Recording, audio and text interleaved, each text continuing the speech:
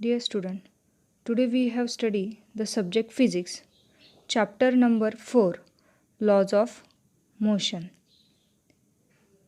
In previous year, we already studied the basic of this chapter, such as what is motion, types of motion, Newton's law of motion, and their example in our daily life, Newton's law of gravitation, and so on.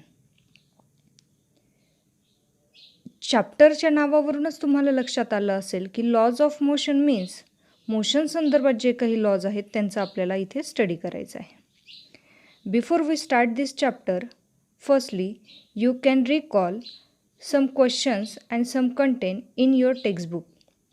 Can you रिकॉलमध्ये जे काही questions आणि concept दिलेले आहेत त्या तुम्ही आधी previous इयरमध्ये स्टडी केलेला आहे. त्यावर आधारितच ते क्वेश्चन्स आणि कन्सेप्ट आहेत त्या तुम्ही रिकॉल करून घेणं गरजेचं आहे, जेणेकरून तुम्हाला हे चॅप्टर समजण्यास सोपं होईल. Then let's we start the introduction of this chapter. Motion. Do you know what is the motion? If the object is continuously changes its position with respective time, it's said to be a motion. म्हणजे एखादा object हा काही ठराविक काळात त्याची position change करत आहे म्हणजे तो का आहे, मोशनमध्ये आहे. Then mechanics. Mechanics is the branch of physics which deals with motion. It is basically divided into two parts, statics and dynamics. In statics, it deals with the study of behavior of a body at rest under the action of various forces that are in equilibrium. म्हणजे स्टॅटिकमध्ये body किंवा object हा rest पोझिशनमध्ये असतो. And in dynamics the study of the object in a motion.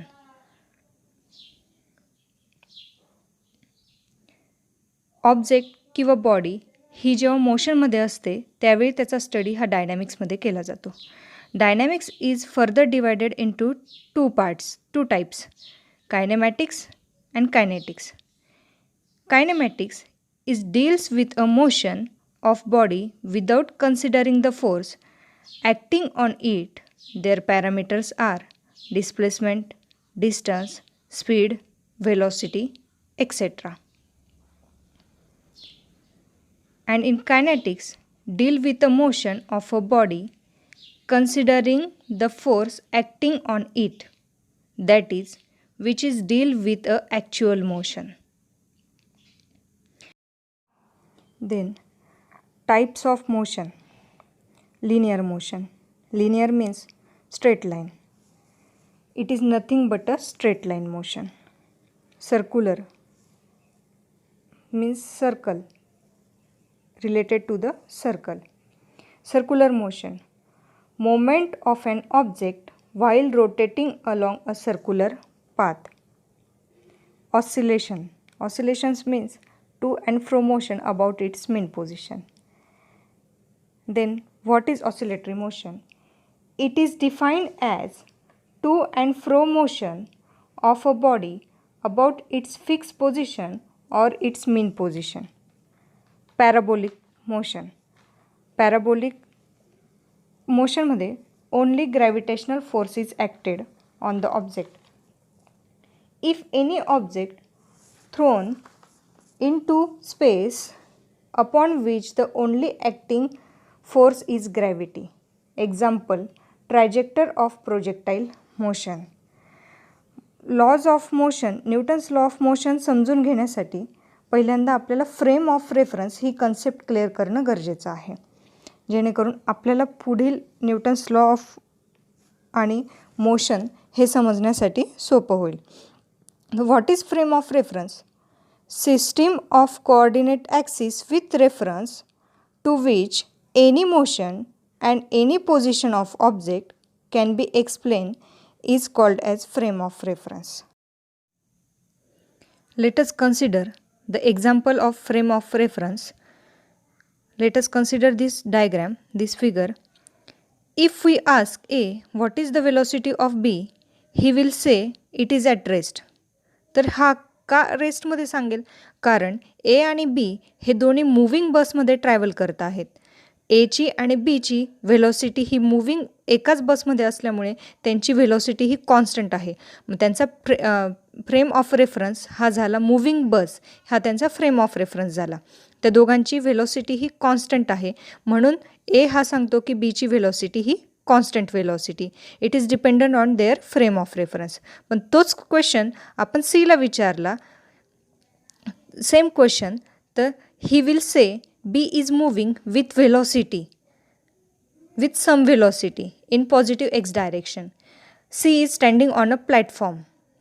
तो bus स्टेशनवर C हा उभा आहे. त्याच्यासाठी मूव्हिंग बस म्हणजे ही मोशनमध्ये आहे. सीसाठी ग्राउंड, बस स्टेशनचं ग्राउंड हे काय फ्रेम ऑफ रेफरन्स आहे. त्यामुळे बस आणि त्यातले पॅसेंजर हे त्याला मोशनमध्ये असल्यामुळे त्याला ते काय होतात, मोशनमध्ये दिसतात. म्हणजे it moves some velocity and some direction. That means frame of reference is depends on coordinate axis with the reference to which any motion and any position of the object is called as frame of reference.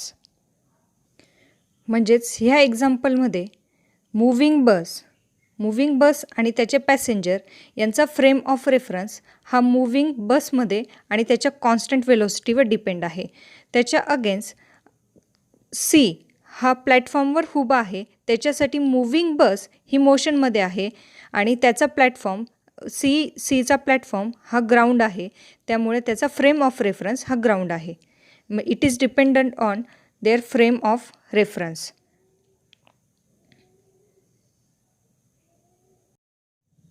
It means motion is strictly a relative concept. It should always be described in context to be a frame of reference. Now, we start our next topic, Newton's law of motion. The statement of Newton's first law of motion, every inanimate object continues to be in its state of rest or of uniform accelerated motion unless and until it is acted upon by an external unbalanced force. Consider this object. It is at rest position. It will be remain at rest. जोपर्यंत आपण ह्या रेस्टमध्ये असलेल्या बॉलला external unbalance force लावत नाही तोपर्यंत तो रेस्टमध्येच असणार आहे. In other hand, this object is in motion, will continuous with constant speed and direction. हा बॉल एका कॉन्स्टंट स्पीडमध्ये एका डायरेक्शनला मूव्ह होत आहे. जोपर्यंत त्याला आपण एक्सटर्नल अनबॅलन्स फोर्स ॲक्ट करून त्याची डायरेक्शन चेंज करत नाही किंवा त्याला ब्रेक लावत नाही तोपर्यंत तो एका ठराविक डायरेक्शनमध्ये कॉन्स्टंट स्पीडमध्ये तो मूव्ह होत राहणार आहे.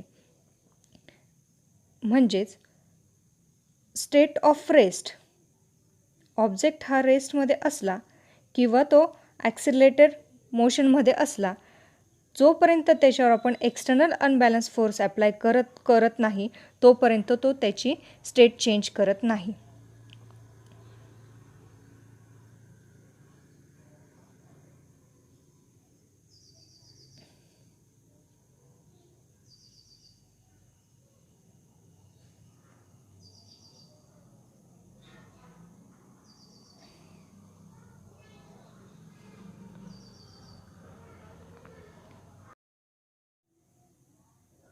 Importance of Newton's first law of motion. It shows an equivalence between state of rest and state of uniform motion along a straight line, as both need a net unbalanced force to change their state. आपण बघितलं, जेव्हा object हा rest पोझिशनमध्ये असेल किंवा मोशनमध्ये असेल तेव्हा त्याला external unbalance फोर्सची गरज असते. जेव्हा त्याचं आपल्याला चेंज द स्टेट त्याचं चेंज करायचं असेल तेव्हा त्याला एक्सटर्नल अनबॅलन्स फोर्स ॲप्लाय केला तरच तो रेस्टमधला ऑब्जेक्ट हा मोशनमध्ये येतो आणि मोशनमधला ऑब्जेक्ट हा स्टॉप होतो किंवा त्याची डायरेक्शन चेंज करता येते. Both these are refer as a state of motion. The distinguish between state of rest and uniform motion lies in a choice of frame of reference. Now we should start our next topic, Newton's second law of motion.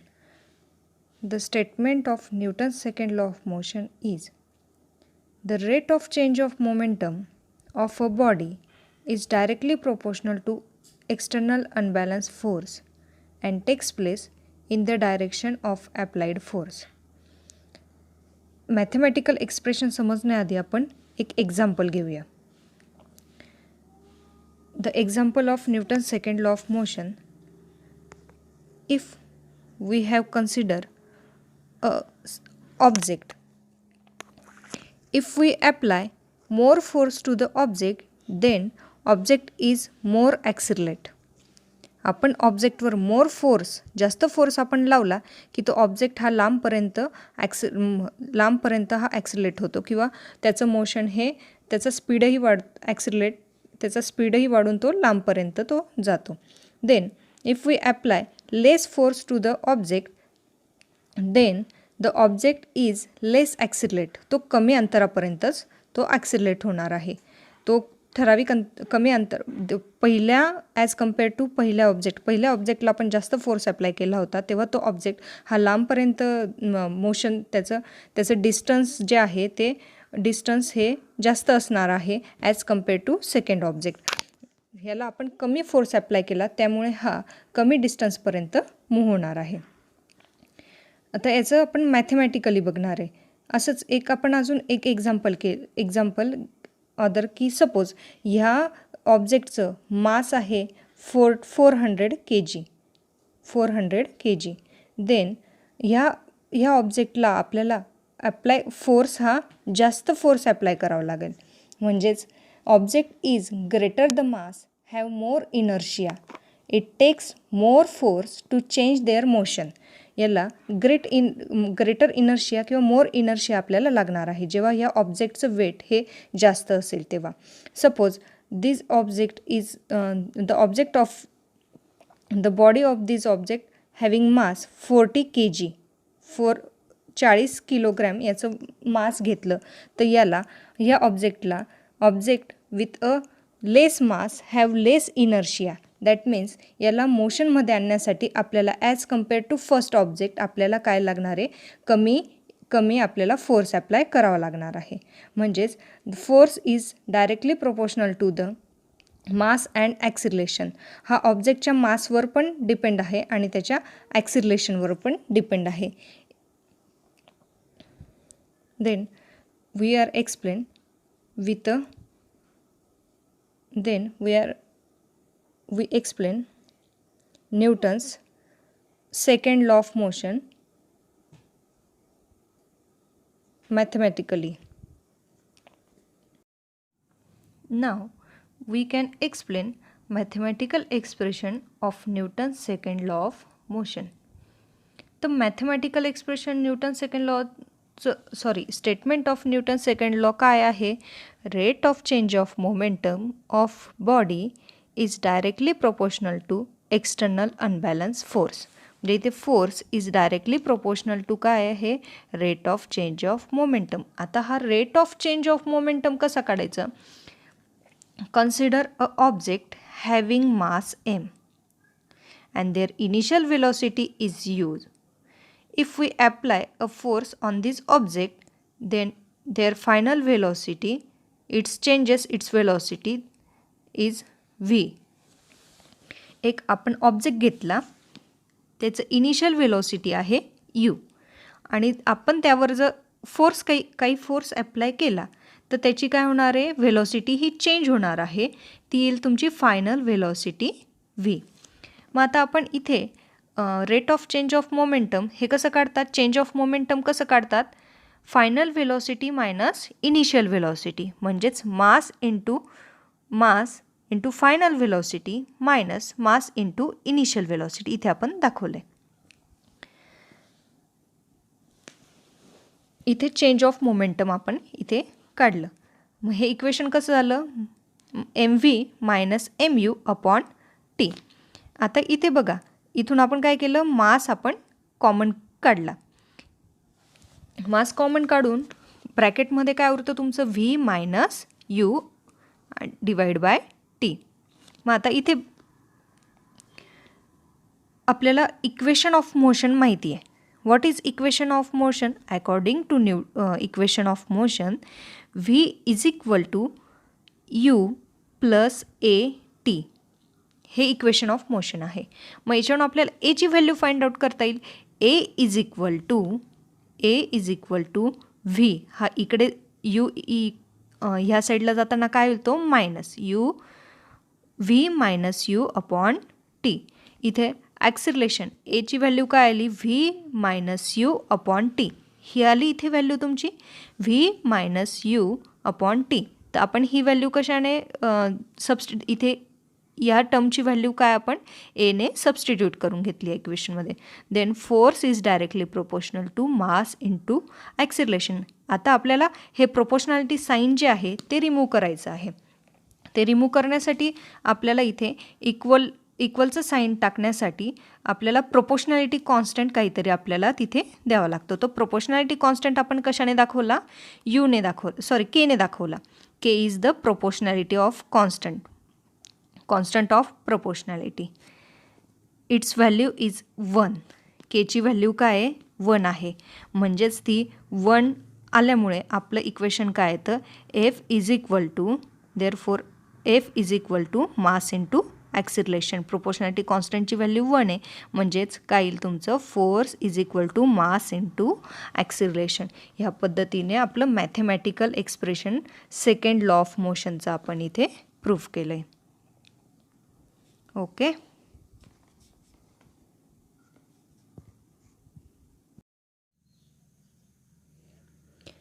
Newton's third law of motion. Every action there is an equal and opposite reaction. जेव्हा आपण एखादी action करतो, जेव्हा force apply करतो, तर तेवढ्याच equal फोर्सने backward डायरेक्शनला आपल्यावर reaction होते. जेव्हा बुलेट गनमधून बुलेट बाहेर पडते त्यावेळी गन रिकॉईल फोर्स त्याच्यावर अप्लाय होऊन रिकॉईल फोर्स ऑन द गन, ती बॅकवर्ड डायरेक्शनला गन ही बॅकवर्ड डायरेक्शनला येते. म्हणजेच काय होतं, अपोजिट रिॲक्शन होत असते. जेव्हा आपण चालतो, फूट पुशेस डाऊन अँड बॅक, आणि त्याची रिॲक्शन काय होते, फूट पुशेस अप अँड फॉरवर्ड. हे झालं त्याचं दुसरं एक्झाम्पल. जसं आपण एक बोटमध्ये बसलो, बोटवरून जेव्हा जमिनीवर येतो तेव्हा आपण जेव्हा जमिनीवर पाय ठेवतो त्यावेळी ती बोट ही मागच्या साईडला लोटली जाते. That is equal and opposite reaction of the force. Then importance of the Newton's third law of motion. It is defined action and reaction as a pair of equal and opposite forces acting along a same line. एका same लाईनमध्ये ही reaction होत असतं. Second is action and reaction forces are always on the different object. हे नेहमी different ऑब्जेक्टवर होत असतात.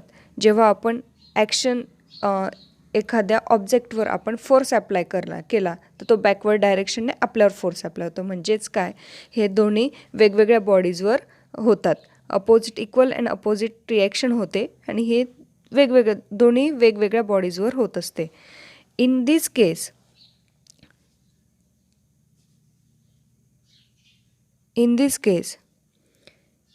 this is the F1, force is F1, and this is the force is F2.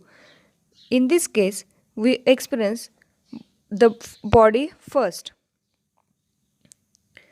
experience the force F1, and only while the body 2 experience the force F2 only. The forces F1 and F2 are equal in magnitude but opposite in their direction. They are equal in magnitude but opposite in their direction.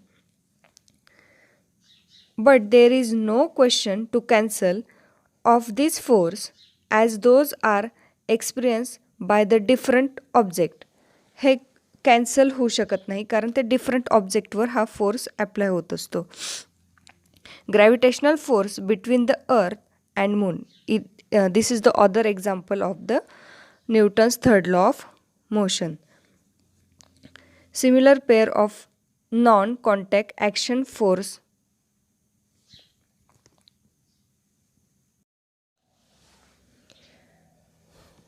आपण frame of रेफरन्समध्ये एक example घेतलं होतं. Consider yourself standing on railway platform or bus stand. You see a train or bus is moving. जेव्हा तुम्ही प्लॅटफॉर्मवर उभे असतात त्यावेळी तुम्हाला ट्रेन आणि ट्रेनमधले जे पॅसेंजर्स असतात ते तुम्हाला मोशनमध्ये दिसतात. म्हणजे तुमचा फ्रेम ऑफ रेफरन्स ज्यावेळी तुम्ही जिथे उभे असतात तो तो कन्सिडर केला जातो, म्हणजे तो तुमचा frame of reference. That is the ground of the platform is the your frame of reference. आणि तुम्हाला तिथून तुमचा तो फ्रेम ऑफ रेफरन्स असल्यामुळे तुम्हाला बस आणि त्याच्यातले पॅसेंजर्स हे मोशनमध्ये दिसतात. तसंच जर तुम्ही ट्रेनमध्ये असलात तर ट्रेनमध्ये असल्यामुळे जेव्हा ट्रेन मूव्ह होते किंवा बस मूव्ह होते त्यावेळी तुम्हाला प्लॅटफॉर्मवर असलेले लोक, पर्सन्स आणि प्लॅटफॉर्म हा बॅकवर्ड डायरेक्शनला मोशनमध्ये मूव्ह होत आहे असं तुम्हाला वाटतं. म्हणजे त्यावेळी तुमचा फ्रेम ऑफ रेफरन्स ती मूव्हिंग बस किंवा ट्रेन हा असणार आहे.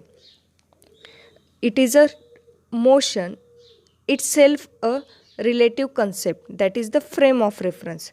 मग आता याच्यात इनर्शियल फ्रेम ऑफ रेफरन्स आपण त्याची डेफिनेशन पाहिली तर त्याचं एक्झाम्पल बघा.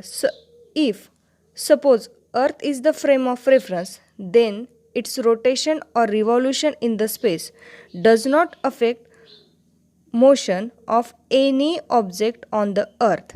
जेव्हा आता अर्थ ही मोशनमध्ये आहे, ती रोटेशन आणि रिव्हॉल्युशन त्याचं चालू आहे स्पेसमध्ये, पण त्याचा इफेक्ट, त्याच्या मोशनचा इफेक्ट हा अर्थवरच्या अदर ऑब्जेक्टवर होत नाही.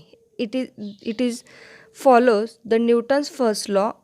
न्यूटन फर्स्ट लॉ म्हणजेच हा न्यूटन फर्स्ट लॉ ओबे करतो आहे. That is the example of inertial frame of reference. That means different physical quantities related to motion measure by observer in the different inertial frame are different but their relation is same. आता non inertial frame of reference. Frame of reference in which Newton first law is not ओबे. Frame of reference हा Newton's first law obey करतो आणि frame of reference does not obey Newton's first law. The frame of reference in which Newton's first law is not obey is called non inertial frame of reference. It has acceleration motion related to inertial frame of reference. याचं example म्हटलं की imagine yourself in a car. अशी एक car घ्या की ज्याच्या विंडोमधून तुम्हाला बाहेरचं काही दिसत नाही, म्हणजे त्याचे काच तुम्ही कवर करून घ्या की जेणेकरून तुम्हाला बाहेरचं काही दिसणार नाही.